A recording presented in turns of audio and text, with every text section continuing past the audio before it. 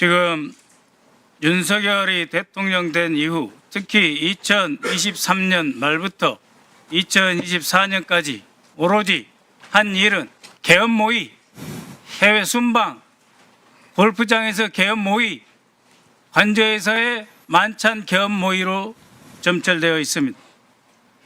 2023년 12월 윤석열, 김영현, 신원식, 조태용, 이 자리에 계신 김명수 의장님, 여인영에게 비상대권 언급했다.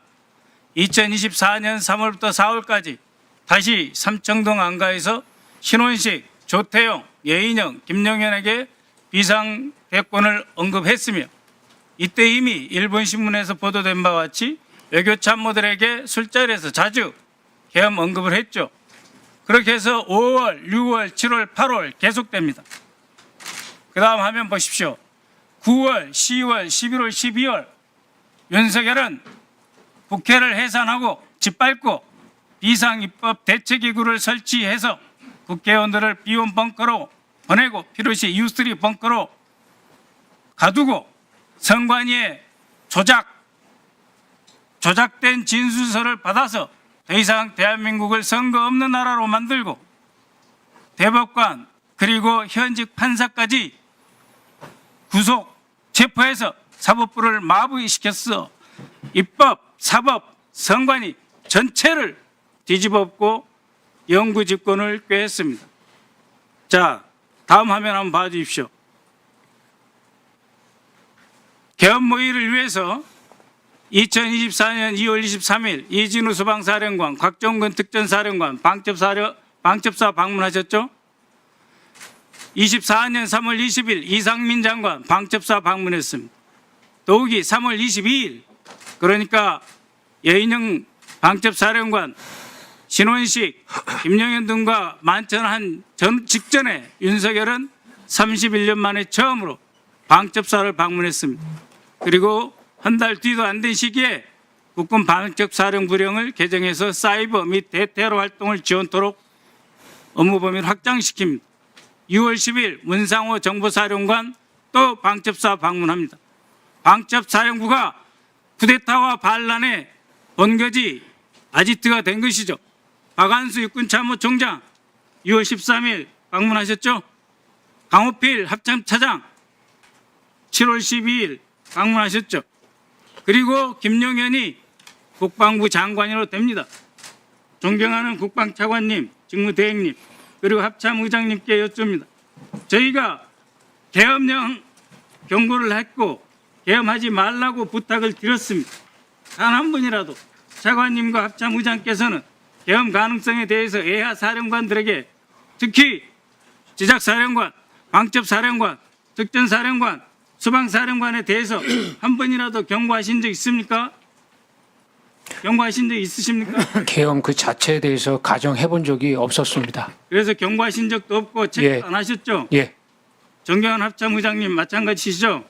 예, 저희들 합참에서도 그때 말씀하신 거에 대해서 귀담아 들을 필요는 있었지만 못 들었습니다. 그리고 참모들하고 이게 가능한 거냐? 들을 필요 있는데 못 들었다는 게 무슨 말씀이세요? 참모들이 할 때 이거는 불가능하다. 그래서 점검도 안 하셨죠? 맞습니다.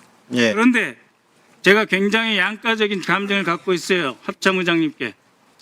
그 어려운 시기에 계엄에 전폭적으로 동참하지 않고 그래도 국방 의무를 지키기 위해서 차관과 함께 노력해 주시고 아직도 저는 지작사령관 강호필 대장에게 존경심을 포기하지 않고 있습니다. 지금 이 엄중한 시기에 세 분이 대한민국 안보를 지키셔야 되기 때문이죠. 그럼에도 불구하고 정경환 합참의장님, 원래 계엄사령부 국방부 건물 5층에 설치하기로 되어 있습니다. 그런데 집통실로 밀고 내려왔어요. 합참의장, 그때 결심실의 의자의 주인공은 합참의장입니다. 그렇지 않습니까? 집통실, 결심지원실의 주인은 합참의장이죠. 어느 순간이라도 적이 공격하면 바로 격퇴시켜서 대한민국을 지켜셔야 할 합참의장의 자리, 그날 장관과 쿠데타 세력에게 빼앗기셨죠. 그러면서 10시 40분에 전군 경계태세를 내려야 하는 그런 비극적인 결정을 하셨죠. 그러셨죠? 장관에게 지휘통제실, 결심지원실의 의장 자리 뺏기셨죠. 대답 왜 안 하십니까? 말씀을 하시면 말씀드리겠습니다. 그 부분은 조금 설명이 필요하기 때문에 다 듣고 그러면은 말씀드리겠습니다. 제 질문 끝나고 다시 답변해 주십시오. 곽종근 사령관. 예. 예. 아까 정경환 합참의장이 뭐 북풍 이용하지 않는다 그런 말씀하셨는데 북한의 서울에 북한 테러 부대가 침투할 가능성이 있고 매우 심각하다. 국방장관이 직접 지시한다. 이런 말씀을 애야 부대에 하신 적 있죠? 그리고 여인영 방첩사령관은 11월부터 북한 오물 풍선이 심각하다. 통신 대기하라. 계속해서 지시를 했습니다. 그러나 실제 북한에서 오물풍선 내려온 건 11월 18일, 28일 두 번뿐이었습니다. 이진우 사령관 11월 9일 국방장관 등 윤석열과 함께 2층 공간에서 국방장관 공간에서 남침이 우려된다 라고 해서 다 쿠데타 계획한 거예요. 그런데 어제 있은 국회 정보위에서 조태영 국정원장은 일체 대남 도발 흔적 없었다 이렇게 말씀하셨어요. 정경환 합참의장님, 이번 쿠데타의 핵심 세력이었던 방첩사령관, 특전사령관, 수방사령관이 모두 북한의 위협과 도발 가능성을 거론하고 있는 것이 바로 이 공소장이 다 나와 있어요. 합참의장은 그때 대남 도발 기미 없다고 보셨잖아요. 차관 장관 직무대행도 없다고 보셨잖아요. 그래서 저희가 문제 제기하는 것입니다.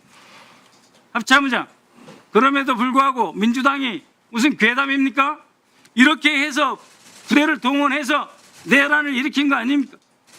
그렇게 해서 선관위까지 사법부까지 입법부까지 다 짓밟고 영구 집권하려고 하는데 우리 군이 이용당했어요. 그것에 대해서 정의로운 분노감도 없습니까? 합참의장이? 권력권자로서 우리 군이 이렇게 악용돼도 되는 겁니까? 한 말씀 해보십시오. 예, 진심으로 안타깝고 이 자리에 군복 입은 장군님들이 계시면 안 되는 여기 국회 국방위원회 자리지 않습니까? 국방위원회도 몇 번 말씀드렸지 않습니까? 그럼에도 불구하고 의장께서 이 자리에 앉아서 이 공소장의 버젓이 북한을 위협을 이용해서 어물풍선 11월 달에 18, 28을 딱 뜨고 났는데 그럼까지 다 이용해서 비상대응을 준비하고 있는데 의장은 하나도 몰랐다고 그래요.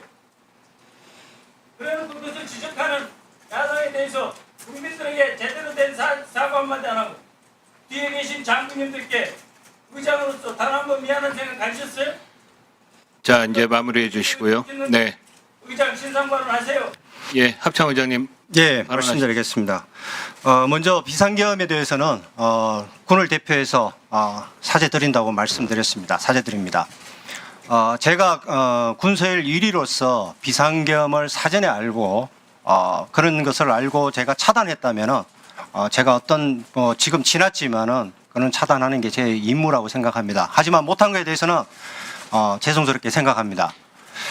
그리고 지금 오늘 발표하신 존경하는 박선원 의원님께서 말씀을 하셨을 때 저희들도 참모들과 이게 가능성이 있는 거냐? 불가능합니다. 합참에서 동조하고 들어가지 않기 때문에 운영이 안 됩니다. 사실은 뭐 그렇게 해서 변명을 하는 것이 뭐 좀 창피스럽지만 그런 사정은 있었습니다. 그리고 오늘 발표하실 때 12월 22일 파워포인트도 잠깐 띄워주시기 바랍니다. 왜냐하면 이것은 군에 대한 신뢰가 있기 때문에 말씀을 드려야 되겠습니다. 파워포인트 제일 앞장에 한번 띄워주시기 바랍니다. 12월 22일이라고 제 이름이 있길래 확인을 좀 드리는 게 좋을 것 같다는 생각입니다. 왜냐하면 제가 50만 군을 지휘하고 있기 때문에 여기에 관련이라든가 이런 것이 있기 때문에 말씀을 드립니다. 12월에 제가 알기로는 12월 22일경에 연합사령관과 해서 연말 지휘관들 격려 만찬이 공식적으로 있을 때 제가 참가했습니다.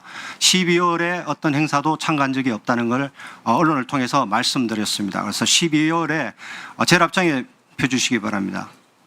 12월에 저게 제 이름이 있길래 왜 있는지는 모르겠지만은 나중 시간이 되시면은 의원님께서 설명해 주시면은 답변 드리겠습니다. 저는 22일 날 연합사령관을 포함해서 유엔사 부사령관 공식 부부 동참 만찬에 참가한 기억밖에 없다는 걸 말씀드립니다. 네. 그리고 지통실의 운영은 기본적으로 작전 사항이 되거나 했을 때는 장관이 내려와서 같이 앉아서 지휘하도록 되어 있고 결심 지원실은 특별한 회의가 있을 때 사용한다. 뭐 구체적인 얘기는 말씀 안 드리겠습니다. 보안이 유지되는 상황에서 운영되는 거기 때문에 누구든지 필요에 따라서 운영 요구하면은 사용할 수 있는 장소다. 이렇게 말씀드리겠습니다. 네, 마무리해 주십시오. 대형사령관 합참의장이 한 곳에 앉아서 대응과 내란을 지도한 꼴이 됐다 이 말입니다. 자, 박선원 의원님, 맞습니까? 예, 고생하셨습니다.